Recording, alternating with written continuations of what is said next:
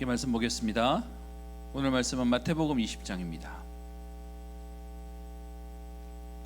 마태복음 20장 1절부터 7절까지 말씀을 함께 합독해서 읽겠습니다. 같이 합독합니다. 천국은 마치 품꾼을 얻어 포도원에 들여 보내려고 이른 아침에 나간 집주인과 같으니 그가 하루 한 데나리온씩 품꾼들과 포도원에 들여보내고 또 제3시에 나가보니 장터에 놀고서 있는 사람들이 또 있는지라 그들에게 이르되 너희도 포도원에 들어가라 내가 너희에게 상당하게 주리라 하니 그들이 가고 제6시와 제9시에 또 나가 그와 같이 하고 제11시에도 나가보니 서 있는 사람들이 또 있는지라 이르되 너희는 어찌하여 종일토록 놀고 여기 서 있느냐 이르되 우리를 품꾼으로 쓰는 이가 없음이니이다. 이르되 너희도 포도원에 들어가라 하니라. 아멘. 반갑습니다. 오늘 메시지 제목은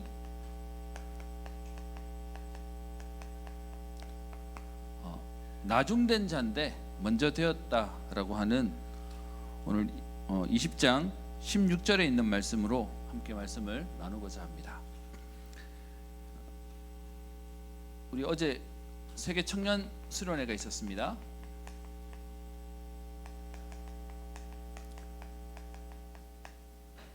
저희끼리 찍은 사진을 보고 어떤 분이 그러시더라고요. 이번에 임마누엘 수련회 청년들 많이 오셨다라고 얘기를 해서 제가 그랬습니다. 우리나라 살리려면 아직 많은 거 안 같습니다. 아직 배고픕니다 라고 얘기를 했었는데 여러분 우리는 숫자의 문제가 아니고요 진짜로 현장에서 청년운동이 일어나도록 어제 유 목사님이 얘기하셨던 표현들 속에 누구만 하는 응답이 아니라 전 가정에서 다락방이 일어나고 중직자들은 현장을 책임지고 또 우리 사도들은 교구를 책임질 수 있을 만큼 여러분 이게 우리가 받는 응답인데 그 우리를 넘어서 나의 응답에 대한 축복들을 함께 찾았으면 합니다. 어제 우리 청년 수련회 주셨던 말씀 잠깐 정리하려고 합니다. 얘기 들어보니 어제도 저 차가 되게 많이 막혔어요. 그래서 강릉 가는 사람들 몇 시간 걸렸다고 얘기를 하던데 그래서 제 마음속에 저도 예상한 시간보다 조금 더 늦어졌어요. 내비게이션이 여기 갔다 저기 갔다 이렇게 해서 이렇게 가게 됐는데 좀 늦게 시작할 거라고 생각했는데 막상 가보니 다 와 있어. 해서 말씀을 주셨어요. 그러면서 말씀에 대한 부분들을 받으면서 제게도 함께 기도가 되는 시간이었는데 여러분 이번에 주제가 뭐였죠? 갈라디아 2장 20절에 나를 없애야 된다. 세상의 메시지와 다릅니다. 그러면 여러분 왜 나를 없애라고 얘기했습니까? 우리에게는 원죄가 있어서 창세기 3장, 6장, 11장으로 각인되어져 있습니다. 다른 말로 얘기하면 틀린 것으로 우리가 각인되어 있다라고 얘기하는 거죠. 우리가 잘하는 것 같으면 하면 돼요.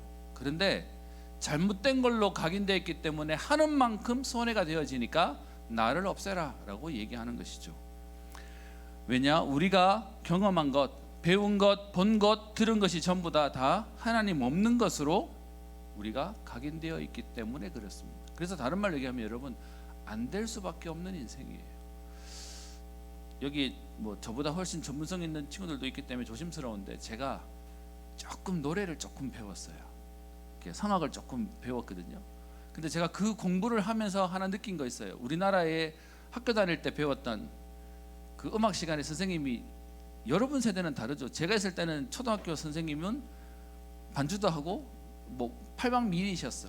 그러다 보니까 남자 선생님도 풍근도 하고 이렇게 했었는데 그때 발성할 때 뭐로 배웠냐 하면 발성한다고 왜 아, 에, 이, 오, 우 이런 발성하잖아요.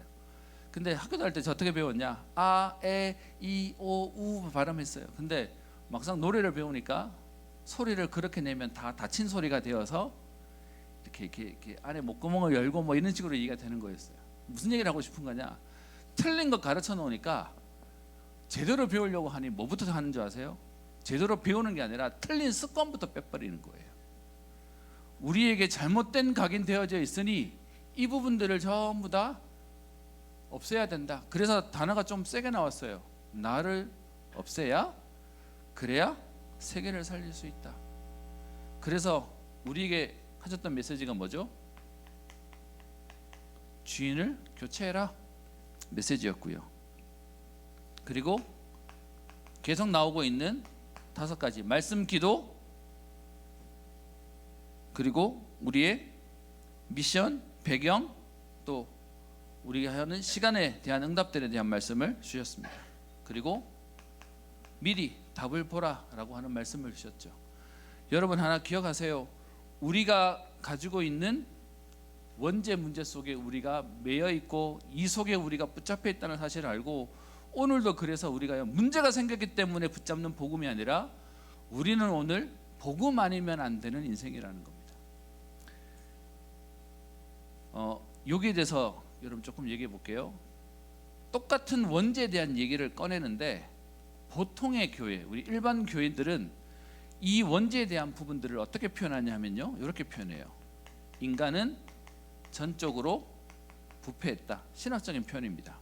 그래서 전적 타락이라고 얘기하죠. 그래서 칼빈이 말했던 첫 번째 교리도 이 얘기입니다. 인간은 전적 부패하고 타락했기 때문에, 그래서요 뭐라고 표현하냐면 인간은 띄우면 안 된대요. 왜? 창세기 여러분 6장에 보시면 네피림 시대에 사람들의 생각이 항상 뭐였죠? 악할 뿐임을 보시고 그들이 마음으로 하는 모든 게 어떻게 해요? 죄만 지어요. 그래서 띄우면 안 된다는 거예요. 그래서 기존 종교, 우리가 말하는 일반 종교나 교회를 가면 뭐하죠? 눌러요. 종교적으로 눌러요. 못하게 하는 거예요. 그래서 띄우면 안 된대. 그러면서 뭘 강조하냐? 전적으로 부패했기 때문에 요거 조심해야 된다 라고 얘기해서 뭘 강조하냐면 회개를 강조해요. 전적으로 타락했으니까 하는 짓이 죄지을 수밖에 없으니까 철저하게 회개해. 철저하게 하나님 앞에서 맞는 말처럼 보이잖아요. 근데 그 얘기를 우리는 이렇게 표현하는 겁니다. 우리에게 원죄가 있어. 근데 그 원죄로 인한 우리의 가기 때문에 우리는 뭐 하라고요? 우리를 누르는 게 아니라 그리스도께로 붙잡혀라 라고 하는 게 우리가 말하는 복음입니다. 여러분, 이 작은 종이 한 장 차이가 복음이냐 종교냐의 부분을 완전히 나눠지게 하는 겁니다. 맞아요. 시작은 똑같아요. 우리는 안 돼요. 창세기 3장 이후로 인간은 소망이 없어요. 그런 소망 없는 우리가 힘을 내는 게 아니라 그리스도가 우리를 주장하셔야 되는 거예요. 철저히 회개하라. 여러분, 이거 맞는 말인데 오해하지 마세요. 다락방은 회개가 없다, 그 말도 맞는 말 아니에요. 이 부분을 강조하는 건 뭐냐면 내가 잘못하는 게 아니라 잘못할 수밖에 없는 것에 잡혀 있는 거예요. 내가 철저히 회개하면 원죄 문제 해결되나요? 아니에요. 그래서 이 부분을 우리가 없다고 말하는 게 아니라, 이게 중요한 게 아니라 그리스도께 붙잡힌 바 되어야 된다. 그래서 그리스도를 강조하는 겁니다. 그래서 우리에게 2가지를 얘기했죠. 1년 안에 2가지를 300% 해라. 그 내용이 기도였습니다. 또 다른 하나가 전도 선교를 할 수 있는 300% 해라 라고 얘기했죠. 두 번째, 10년 안에 우리가 하는 300%.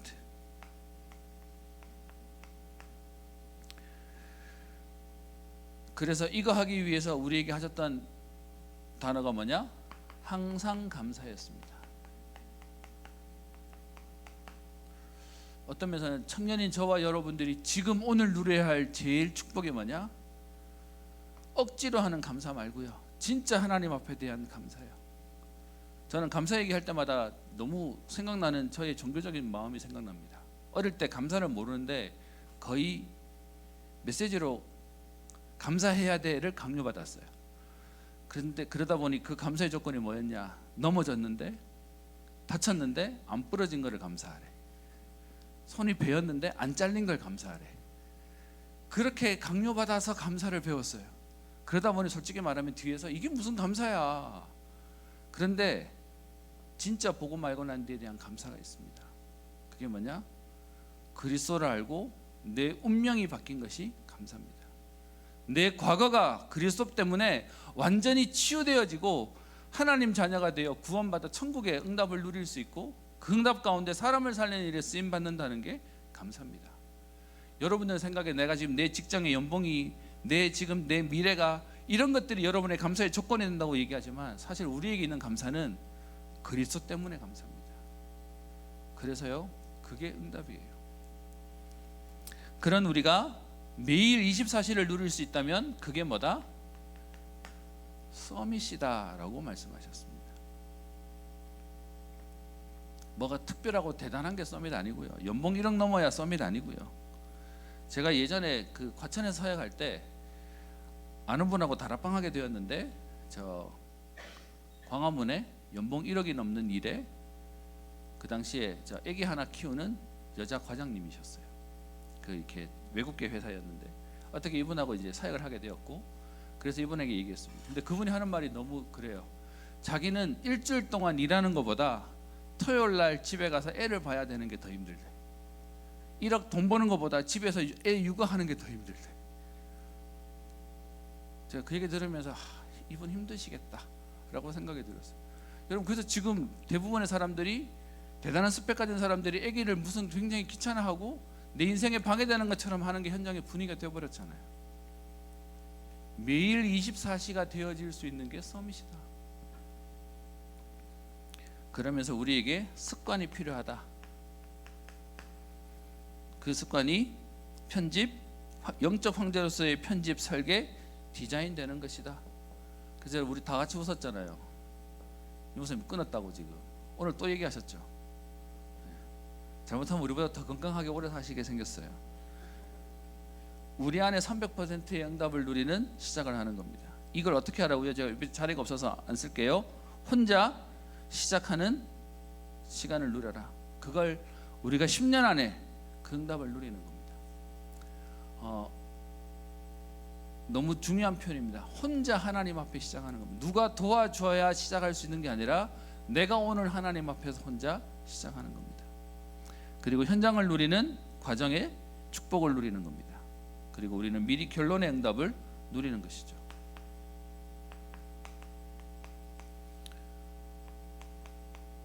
우리에게 주신 말씀은 하나님이 성취될 말씀으로 주셨기에 우리가 붙잡고 인도받아 가면 됩니다. 그런 가운데 오늘 여러분들과 마태복음 20장에 있는 말씀을 함께 좀 보도록 하겠습니다. 여러분, 이 땅에 태어난 거 말고는 순서가 없다고 얘기합니다. 그래서 죽는 건 순서가 없다고 얘기를 하는데, 오늘 생략된 말이 나중된 자가 먼저 되었다. 여러분 입장에 여러분 먼저 되는 사람 되고 싶습니까? 나중되는 사람 되고 싶습니까? 어느 누구도 빨리 되고 싶고 미리 되고 싶어 하는 게 사람의 마음일 겁니다. 그런데 오늘 말씀 가운데 미리 된 게 전혀 축복이 아닌 것에 대해서 예수님이 지금 비유로 말씀하시는 내용이 나옵니다. 오늘 마태복음 20장을 읽었는데요, 마태복음 16장에 주는 그리스도시요 살아계신 하나님의 아들이십니다라고 고백하고 난 이후에 17장에 베드로가 또 엄한 소리예요.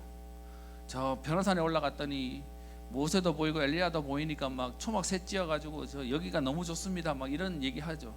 17장, 18장, 19장, 오늘 20장까지 오면서 계속 사람들이 박혀져 있는 각인을 바꾸기 위해서 예수님이 비유로 말씀하시는 내용입니다. 혹시 여러분 성경 가지고 계시면 아마 저 성경학자들이 포도원의 품꾼들이라는 제목으로 아마 제목을 잡아놨을 텐데요. 사실은 이 내용은 품꾼, 일꾼들에 대한 얘기가 아니라 집주인에 대한 내용이 오늘 여기서의 주제입니다. 20장 1절에 천국은 마치 품꾼을 얻어 포도원에 들여보내려고 이른 아침에 나간 집주인과 같으니, 일꾼에 대한 얘기보다 사실은 주인에 대한 얘기를 하려고 하는 게 오늘 내용입니다. 무슨 내용인지 한번 보십시다. 포도원을 가지고 있는 주인이 있는데 자기의 있는 그 포도원에 일을 시키려고 나가서 사람들 데려다가 지금 일을 시키는 내용이에요. 그런데 사람을 데려오는 사람에게 하루에 한 데나리온을 품삯으로 주겠다라고 해서 사람을 데리러 나가는 오늘 모습이 나와져 있습니다. 1데나리온이 얼마나 되냐? 성경의 얘기들은 한 데나리온은 하루 그 일하는 사람의 품삯이다라고 하니까 우리나라로 치면 뭐 하루 뭐 일당으로 치면 한 20만 원 하면 좀 후하나요? 예. 한 20만 원 주는 거를 가지고 지금 약속을 한 거예요. 그래서 나가서 지금 사람을 일꾼들을 데려오는 내용이 그 뒤에 나옵니다. 1절에 보시면 이른 아침에 나가서 한 데나리온을 줄 테니까 우리 포도원에서 일할 사람이라고 얘기해서 첫 번째 이른 아침. 그래서 사람을 데려와서 일 시켜요. 그런데 3절에 보시면 또 3시에 나가 보니, 여러분 이 당시에 있는 성경에 나오는 시간은 더하기 6을 하면 나옵니다. 그러니까 3시라 그러면 더하기 6 하면 9시. 3시에 나가서 또 사람을 데려다가 보니까 일을 구하고 있는 사람들이 있습니다.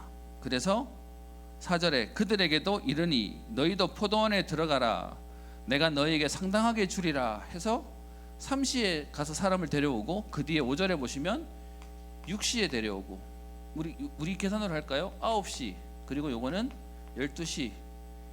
그 다음에 6절에 보시면 또 몇 시가 나옵니까? 제 11시에도 6시, 9시, 11시에도, 여기서 말하는 요 9시기도, 혹시 여러분 사도행전 3장에 나오는 제 9시기도 시간이라고 하는 9시입니다. 그럼 몇 시를 얘기할까요? 3시. 네. 오후 3시를 얘기하는 겁니다. 이렇게 구하면서 심지어는 오늘 몇 시까지 얘기하냐면 11시까지. 11시는 우리로 치면 몇 시일까요? 오후 5시예요. 이 오후 5시는 이따 뒤에 보면 나오는데, 그날 하루의 일과는 6시에 끝나요. 근데 여러분 1시간 전에도 나가가지고 사람들을 찾으니까 일할 사람이 왔는데 일할 데가 없어서 지금 서성이니까 너도 와서 일해 라고 해가지고 지금 사람을 데려다가 일을 시키는 내용이 나와 있어요. 그런데 재밌는 건 여기에 대한 정산입니다. 8절을 보세요. 저물매 포도원 주인이 청지기에게 이르되 품꾼들을 불러 나중 온 자로부터 시작하여 먼저 온 자까지 삭을 주라 라고 해서 거꾸로 온 사람부터 이제 삭을 주는 겁니다. 근데 9절에 보세요. 11시에 온 자, 그럼 와서 몇 시간 일했어요? 1시간 일한 사람이에요. 근데 그 사람에게 얼마를 줍니까? 한 데나리온을 줍니다. 그랬더니 이 상황을 보고 뭐 본인이 처음 올 때부터 약속 잡기를 한 데나리온 주겠다고 했으니까 이제 1시간 받은 사람이 받고 이제 나가는 겁니다. 근데 문제는 이걸 쳐다보고 누가 제일 열받았을까요? 이제 제일 아침 일찍 온 사람이, 야, 1시간 온 사람이 저렇게 받았으면 나는 더 주겠네라고 생각하고 지금 보고 있는 겁니다. 그런데 10절 먼저 온 자들이 와서 더 받을 줄 알았는데 그들도 한 데나리온씩 받습니다. 그러니까 11절에 이들이 지금 난리가 난 거예요. 아니 1시간 일한 사람한테도 지금 한 데나리온 줬는데 아침부터 온 우리한테도 똑같이 이렇게 주는 게 맞아 안 맞아? 라고 불평하는 거죠. 여러분께 여쭤보겠습니다. 여러분 이 상황이면 언제부터 일할래요? 여러분 원하시는 건 이거 아니에요? 먼저 된 자 아니에요? 근데 오늘 이렇게 얘기하고 있습니다. 12절 나중 온 사람들이 1시간밖에 일하지 아니하였거늘 그들을 종일 수고하며 더위에 견딘 우리와 같게 하는 것이 맞습니까? 라고 원망하죠. 그랬을 때 13절에 주인이 오늘 대답하는 내용이 13절부터 나옵니다. 주인이 그 중에 한 사람에게 대답하여 이르되 친구여 내가 네게 잘못한 것이 없다. 네가 나와 한 데나리온의 약속을 하지 않았냐. 14절 네 것이나 가지고 가라. 나중에 온 이 사람들에게 너와 같이 주는 것은 누구 마음이라고요? 내 마음이라고요. 주인의 마음이라고 얘기하는 겁니다. 여러분들 혹시 이 본문 원래 알고 계셨습니까? 저는 이 본문을 성경을 한참 보고 난 뒤에 알게 되었어요. 우리 생각에는 내가 중요해요. 근데 성경은 오늘 그래서 제가 시작할 때 많은 사람들이 제목 붙이기를 포도원에서 일하는 일꾼들에 대한 얘기지만 사실은 누구에 대한 얘기냐? 주인에 대한 얘기를 하고 있는 겁니다. 여러분 여쭤볼게요. 여러분들 왜 교회에 와서 실망하세요? 뭐 세상에서 그렇다는 거는 세상의 기준은 다 경쟁이니까. 근데 교회에 와서 여러분들 왜 힘들어하세요? 교회에 와서 왜 여러분들 어려워하세요? 우리도 모르는 세상의 기준과 강해져 있거든요. 나도 잘해야 되는데, 나도 인정받아야 되는데, 나도 어떤 면에서는 이렇게 뭐 쓰임 받아야 되는데라고 생각하는데, 우리 주님이 보시기에는 일찍 쓰임 받거나 많이 쓰임 받거나 상관없이 하나님께는 똑같이 쓰임 받는 사람이란 얘기를 꺼내고 있는 거예요. 그래서 이렇게 얘기를 꺼내면서 15절 내 것을 가지고 내 뜻대로 할 것이 아니냐 내가 선함으로 네가 악하게 보느냐 그러면서 하셨던 말씀이 뭐냐 16절에 나중된 자가 자로서 먼저 되고 먼저 된 자로서 나중된다라고 얘기하고 있습니다. 오늘 여기서 하려고 하는 중요한 메시지가 뭡니까?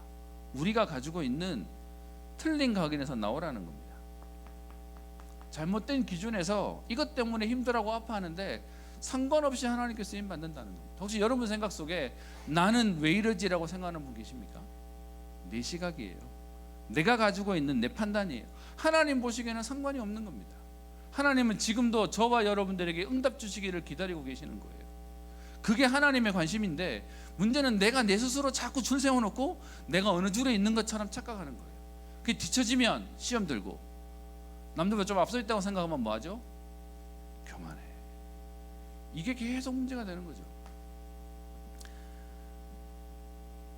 여러분 보시기에 여기서 제일 원망한 사람은 누굴 것 같아요? 이른 아침에 온 사람이 제일 원망했을 것 같지 않습니까? 근데 바꿔서 얘기해 보겠습니다. 하나님이 저와 여러분들을 먼저 사용해 주셨다. 그러면 이게 원망할 거래요? 은혜예요? 은혜예요. 근데 우리도 모르게 지금 여기에 계속 있는 겁니다. 또 반대로 지금도 우리가 그 은혜의 자리에 안 들어가려고 뭐 하냐면 자꾸 이렇게 눈치 보고 있어요.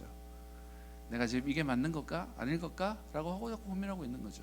근데 여러분 오늘 이 본문이 사실은 앞에서부터 연결되어지는 거예요. 20장 16절에는 보세요. 말하는 구절이 비슷하기 때문에 잘 보셔야 됩니다. 20장 16절에는 이와 같이 나중된 자로서 먼저 되고 먼저 된 자로서 나중되리라고 되어 있는데 그 앞에 있는 여러분 19장 마지막 절을 보세요. 19장 마지막 절은 뭐라고 되어 있죠? 그러나 먼저 된 자로서 나중되고 나중된 자로서 먼저 될 자가 많으니라. 이 얘기가 왜 나오냐 하면 여러분 이 얘기를 이해하시려면 18장부터 보셔야 돼요. 18장을 보시면 18장 1절에 잠깐 보시면요, 제자들이 예수님께 하는 질문의 수준을 한번 보세요. 그때 제자들이 예수께 나와서 이르되 천국에서는 누가 큽니까? 천국에서는 누가 더 잘나갔습니까? 누가 더 응답받습니까? 라고 얘기를 합니다. 그랬더니 예수님이 하시는 게 뭐죠? 애들을 데려와 놓고서는 천국에서는 이 어린아이와 같이 되지 않으면 결단코 천국을 보지 못해 라고 얘기합니다. 이렇게 얘기해서 설명을 18절에 하는데도 불구하고 19장에 와가지고 또 문제가 생깁니다. 19장 13절 보세요. 그때 사람들이 예수께 안수하고 기도해 주심을 바라고 어린아이들을 데리고 예수님께 왔더니 제자들이 뭐예요? 꾸짖어요. 왜 그거 있죠? 애들은 가라. 이 상황 만든 거예요. 이 부분에 대해서 신학자들은 그렇게 표현합니다. 예수님께 다가오면 예수님이 실제로 안아주시고 만지시고 치유해 주셔서, 여러분 예수님의 치유는 좀 다릅니다. 문둥병자가 왔어요. 여러분 예수님이 문둥병자가 왔는데 그 문둥병자에게 치유하시는 방법을 뭐라고 얘기해요? 직접 어루만지셨다고 되어 있어요. 그냥 뒤에서 멀리서 기도해 준 게 아니라 실제로 그들을 안고 하셨어요. 그러면 어린아이를 데리고 와서 이 축복하는 것도 그냥 예수님이 하시는 여러 일들 중에 하나인데 문제는 그거죠. 우선순위에서 뒤쳐졌다는 거예요. 애들을 데려온 것 자체가 문제가 아니라 가뜩이나 사람들 많이 와 있는데 거기에 지금 애들 데려와서 애들도 순서에 넣겠다고 얘기하니까 뒤에서 기다리는 사람들이 불만이 뭘까요? 애들은 나중에 해도 되잖아, 뭐 이런 얘기한 거예요.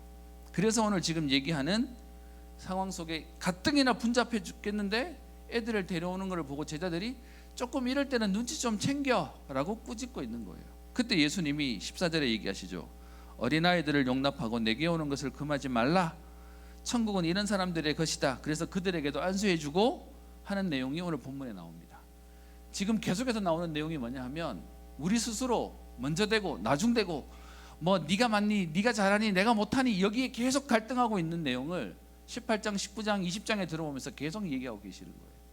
오늘 있었던 20장에 있는 본문에서는 나중된 것처럼 보이는데 오히려 먼저 온 사람들이 이 복음을 누리지 못하고 있으니까 먼저 된 사람이 나중되고 나중된 사람이 먼저 하나님께 쓰임받는 응답도 오는 거야.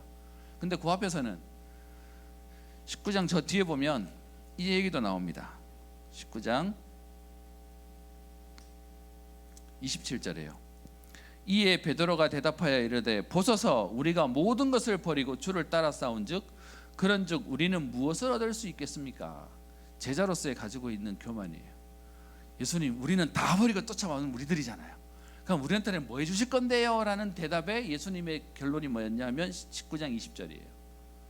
먼저 된 자로서 나중되고, 너희들이 지금 제자라고 큰 소리 치거나 제자라고 지금 뭔가를 했다고 생각하는데 그런 너희가 나중될 수 있어. 반대로 여러분 여기서는 지금 제일 막차를 탄 것 같은데, 그런데 하나님 앞에서 어떻게 해요? 응답에 대한 부분이에요. 저는 사실 어릴 때부터 교회를 생활하면서 웬만한 교회에 있는 성경 얘기를 뭐 분방 공부하면서 계속 들었어요. 그러다가 유목사님 만나고 난 뒤에 제가 성경에 대한 개념, 왜냐면 시각이 달라지니까, 복음에 대한 개념이 달라졌으니까요. 그러면서 받았던 충격 중에 하나가 누가복음 17장에 나오는 탕자의 비유였습니다. 여러분, 탕자의 비유 속에 나오는 진짜 탕자는 누가 탕자예요? 집 나간 게 탕자예요? 진짜 탕자는 집 안에 있는데 그 축복 모르고 나갔다 돌아온 애가 다 탕진하고 돌아오니까 걔한테 막 축복해 주니 누가 제일 열받아 했어요? 첫째가 열받아 했어요. 이 여기에 대한 얘기를 꺼내면서 진정한 탕자는 첫째였습니다 얘기하는데 제가요 너무 질렸어요. 왜냐, 목사들을 잘하면서 얘기 드렸잖아요. 술, 담배, 뭐 바깥 타락, 눈에 보이는 타락을 할 수 없는 조건이었어. 그러다 보니 이 안에서 자라면서 제가 여기에 대한 진짜 감사가 안 나오는 거예요. 그래서 사람들 쳐다보면 뒤에서 정지하고 겉으로는 절대 말 안 하죠. 그런데 뒤에서 계속 갈등하고 불평하고 원망하고 있는 제 모습이 그 탕자에서 보였어요. 아, 내가 진짜 탕자구나. 저와 여러분들 오늘 복음에 대한 진짜 깊이를 제대로 봐야 돼요.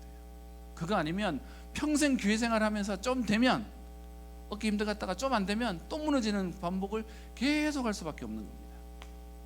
그래서요, 오늘 누가 먼저 된 자냐는 겁니다. 저는 오늘 이 부분을 제자라고 쓰겠습니다. 우리 안에서 너무 많이 쓰는 표현이에요. 제자. 그러면 여러분 여쭤볼게요. 뭐가 제자입니까? 잘하는 사람이 제자입니까? 능력 있는 사람이 제자입니까? 그럴 거라면 하나님은 갈릴리에 있는 12명의 제자를 부르지 않아야죠. 지금도 능력 있는 사람이 제자라면 우리한테서 안 찾고 저기 저 대단한 SKY가 찾고 저 아이비리그가 찾고 전 세계 뛰어난 사람들 중에서 뽑아야 되잖아요. 우리가 이렇게 말하면서도 여러분 혹시 그 생각 속에 안 걸려 있습니까?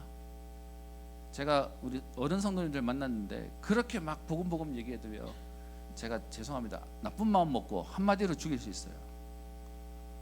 제자 맞습니까? 물으면 다 피하세요.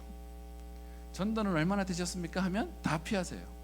그렇게 제자에 대한 마음을 가지고 있으면서도 여기에 대한 부담을 느끼고 있는 게 사람들의 모습입니다. 성경에서 말하는 제자는 뭐죠?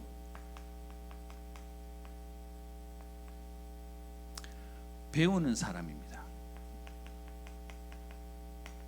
능력 있는 사람이 아니라 하나님의 말씀을 따라가는 사람이 그게 제자입니다.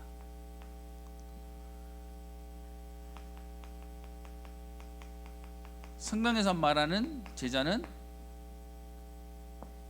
주의 말씀을 따라가는 사람이 제자입니다.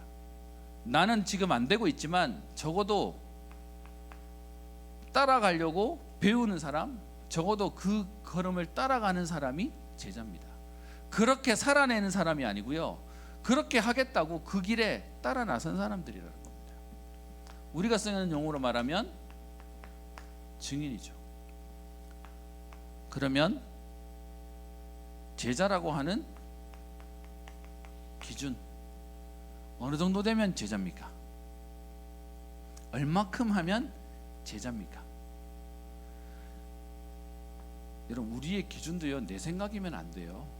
우리의 기준이 어디에 될까요? 하나님 말씀이어야 돼요. 그래서 성경에서 제자라고 뭐라고 말하는지 한번 봤으면 좋겠습니다. 여러분께 여쭤볼게요.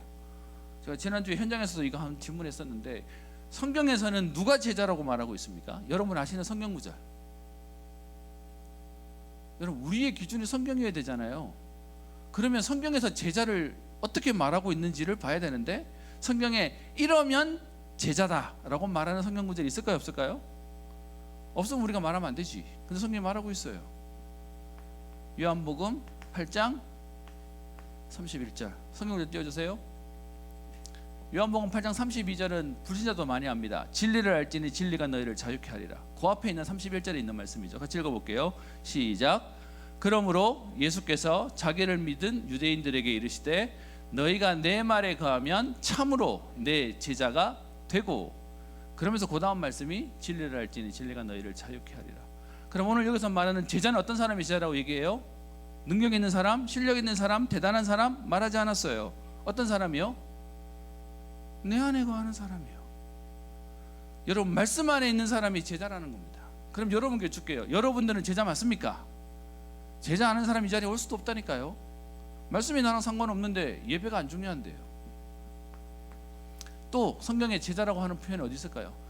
뭐 제자들에게 이런 표현은 많아요. 그런데 이런 게 제자다라고 하는 표현이 어디 있을까요? 요한복음 15장 8절에 보시면 거기에 대한 내용을 얘기합니다. 말씀 띄워주세요. 같이 읽습니다. 시작. 너희가 열매를 많이 맺으면 내 아버지께서 영광을 받으실 것이요 너희는 내 제자가 되리라. 아이고, 어떻게 열매를 더 많이 맺어야 된다네, 잘해야 된다네. 여러분, 요한복음 15장은 무슨 내용이죠? 내 아버지는 포도나무고 우리는 가지다 라고 얘기합니다. 8절만 보면 또 잘해야 되네라고 생각이 될 거예요. 근데 그 앞에 있는 5절을 보십시다. 네, 18장 5절 같이 읽겠습니다. 시작.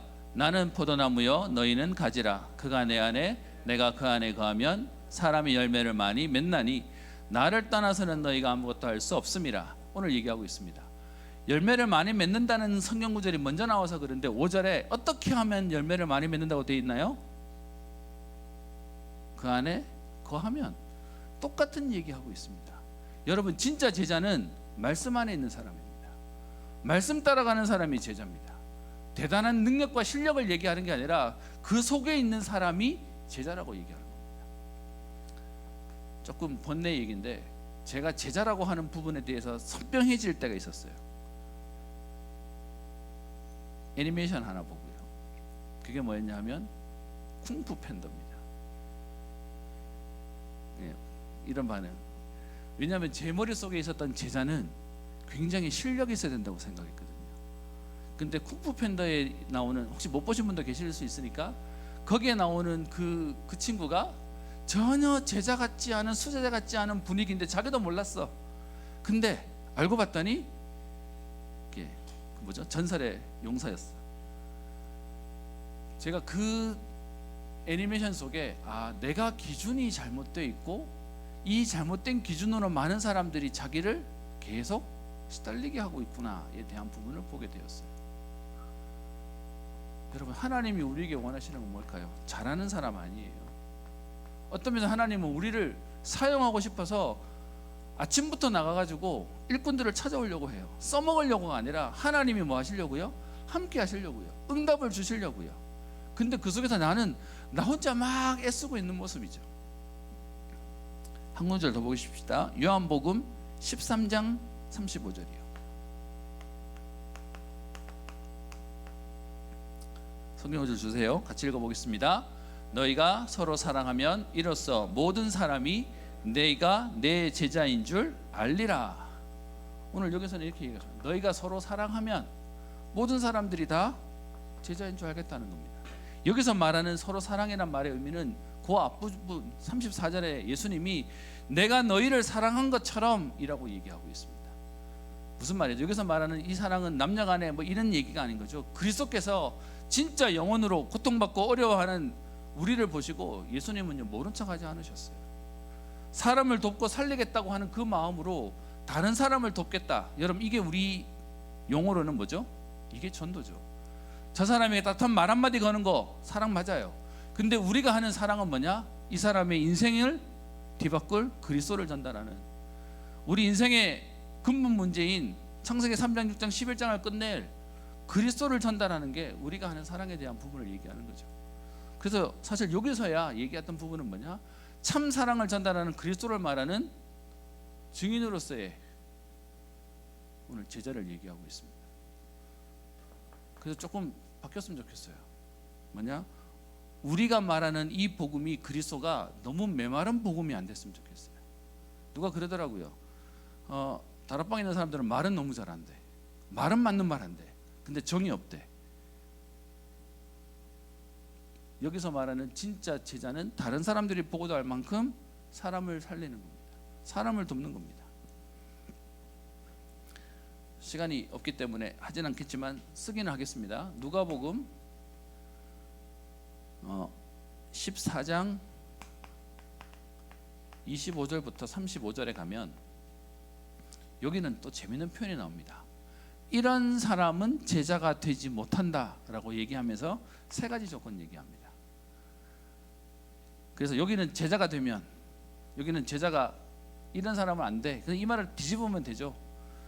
이렇게 안 하면 제자가 되는 거죠. 오늘 여기서 얘기하는 몇 가지가 있습니다. 요거는 나중에 한번 찾아보시면 좋고요. 그래서 이거 가지고 성경 구절로 설교하시는 일반 교회들도 되게 많습니다. 여러분은 어떤 의미에서 먼저 된 자가 되고 싶습니까? 먼저 된 자가 되어서, 제자가 되어서 남들한테 이렇게 막 우러러보는 박수를 받고 싶어서요? 아니요. 오늘 하나님이 우리를 사용하시는 이 일에 우리가 이 자리에 있는 게 하나님 앞에 축복이에요. 여러분 여쭤보겠습니다. 여러분 먼저 된 자의 응답 속에 있고 싶습니까? 그러면 앞서려고 앞서는 게 아니라 하나님이 주시는 은혜 속에 있는 게, 그게 앞선 자의 축복을 누리는 겁니다.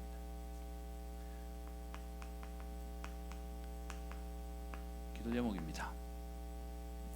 우리 개인이 뭐 하면 될까요? 어제 나오는 메시지 가운데 우리의 모든 생각을 뭐로 바꿔라? 기도로 바꿔라 라고 얘기했습니다. 저와 여러분들의 모든 생각이 하나님 앞에서 여러분의 은혜를 누리시는 겁니다.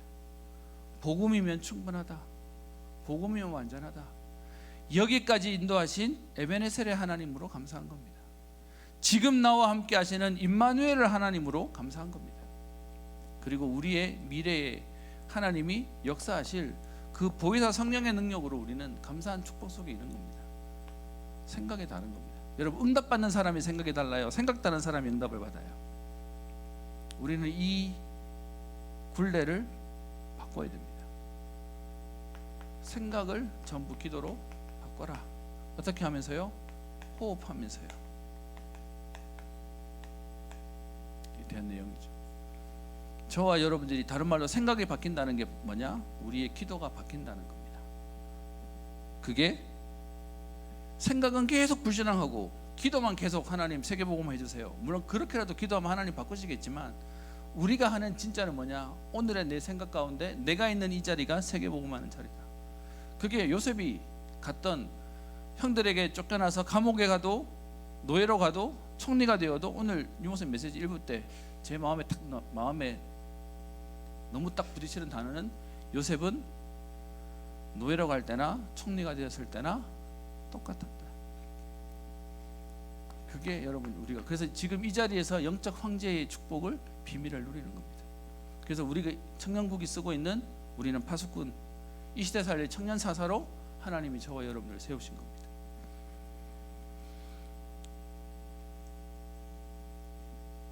두 번째, 그런 우리 청년국이 받아야 할 응답이요. 저는 어제 유 목사님이 메시지 하시는 가운데 갑자기 조직 얘기를 꺼내면서 우리가 이 일의 응답을 받아야 된다, 매번 전도 얘기만 하시던 분이 이제는 청년들이 실제로 살리는 응답들을 얘기하면서 무슨 얘기하셨죠? 교회를 조직해라 라고 얘기했습니다. 나의 응답을 보는 수준으로 멈춰 있을 수 있는데, 그런 저와 여러분들 이제는요, 교회를 진짜로 살리는 응답을 놓고 기도하는 겁니다. 제가 본의 아니게 교회 전체 돌아가는 이런저런 얘기를 듣다 보니까 이게 뭐가 보이는 게 하나 있어요. 오늘 유 목사님 그 일부 예배할 때 서론으로 시작하실 때 뭐 이런저런 얘기하면서 이렇게 함부로 어디다가 이렇게 가입하지 말라 그랬잖아요.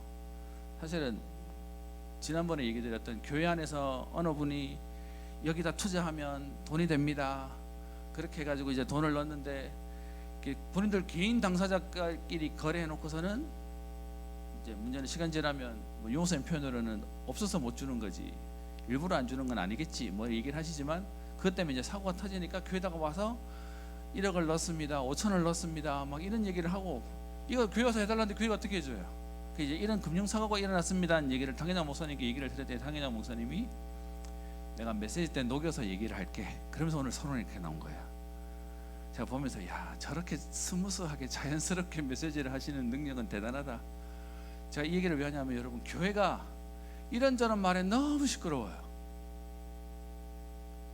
그래서 청년인 여러분들 지금부터 하나님 앞에 교회를 놓고 기도하는 겁니다. 그래서 제가 여러분께 자주 얘기하는 거 있죠. 우리 안에 있는 기수 모임, 우리 안에 있는 지역 모임 전부 다 교회를 발판으로 놓고 지금 시스템을 깔고 가는 겁니다. 지금 우리가 하고 있는 기수 모임이나 아니면 지역 모임 같이 나중에 교회가 이대로 가면요 오는 사람 더 많을 거예요. 제가 어제 감사한 건 우리끼리 찍은 사진을 보면서 제가 하나 볼 수 있게 된 거는 요거 놓고 이제 물으면 돼요. 얘가 누구냐, 이름 뭐냐 다 파악할 수 있어요. 지금도 요 너머는 모르겠어. 지금 얼굴은 알겠는데 이름은 모르겠어요.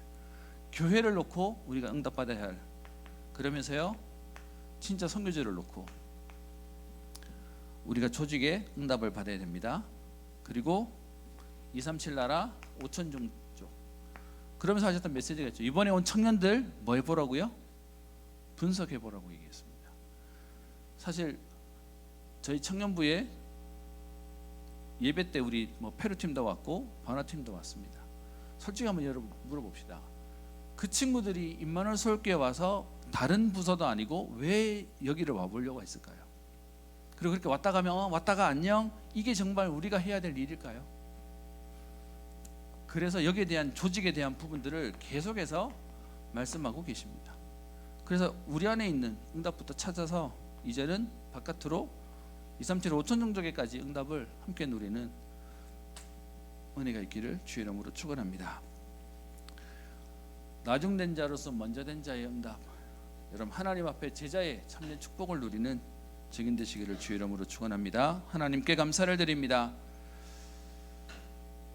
세상의 것으로 기준되어져 있는 우리에게 오늘 하나님의 것으로 하나님 말씀을 보게 하시며 먼저 된 자가 나중되며 나중된 자가 먼저 되어지는 응답들을 우리에게 약속하신 주님 오늘 하나님 말씀이 우리에게 기준이 되어지게 하셔서 성취될 하나님의 말씀을 붙잡고 기도 300%의 응답을 누리게 하시며 전도와 선교에 쓰임받을 300%의 축복을 누릴 은혜가 있게 하여 주옵소서. 하나님 우리의 생각이 기도가 되어질 만큼 매일 24시의 축복을 누리게 하여 주옵시며 하나님의 것으로 편집, 설계, 디자인 되어지는 응답을 혼자서 시작하게 하시고 현장에서 시작하게 하시며 미래의 축복을 누리는 증인들 되게 하옵소서. 감사드리며 살아계신 우리 주 예수 그리스도의 이름으로 기도드립니다. 아멘.